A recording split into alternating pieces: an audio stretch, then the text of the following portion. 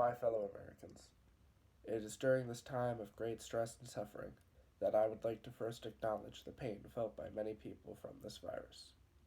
Know that the world is not indifferent to your suffering. Truly, this has been a time of hardship felt by all people. No one has been spared, whether it is a loss of a job or a loss of loved one. Never have we had to wage war on an invisible enemy.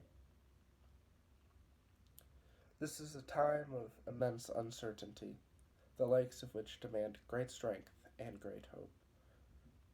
In this time, our food stores have been perverted, shelves bare from the fear, and lines form to even enter the store.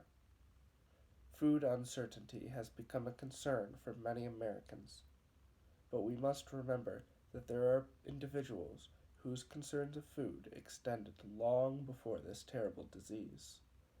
I am talking about urban food deserts. Urban food deserts are communities where access to fresh food and food altogether, such as what you might find in a supermarket, is extremely limited. Unfortunately, these areas are statistically more impoverished. In our nation's capital lives a man by the name of Edgar Morales. Edgar, who recently became unemployed, lives in Ward 7 of Washington, D.C., a community of 75,000, with only 2 stores to supply its population.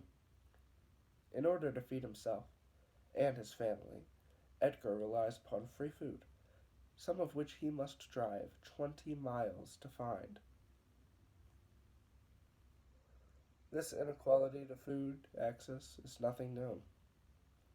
This problem extended long before the outbreak, but now, as food becomes an ever increasing concern and people hoard to themselves what they can, you must think what is to become of these urban food deserts.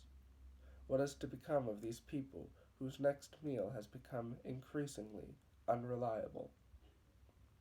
Yes, this is a time of uncertainty, but it also must be a time of action. We, as human beings, live or die together. This is our strength, our inseparability from one another, and we must use our strengths if we are not only to survive, but to live.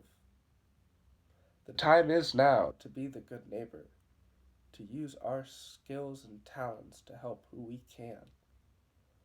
Look to the urban food deserts, for they too are your neighbor. Our help might come in different ways. Some might use donations in food banks in impoverished communities. Others will help by donating their time and skills.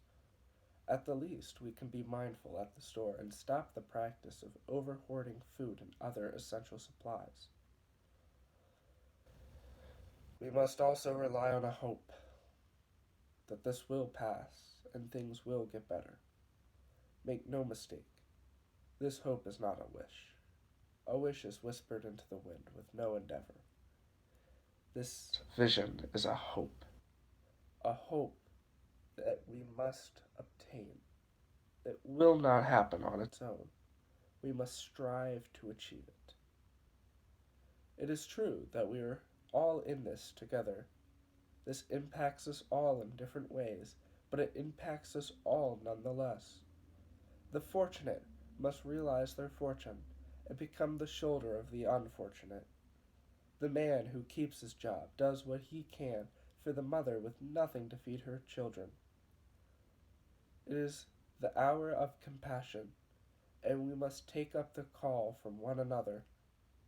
We must stand at the precipice of change with our hearts and minds unified to the vision.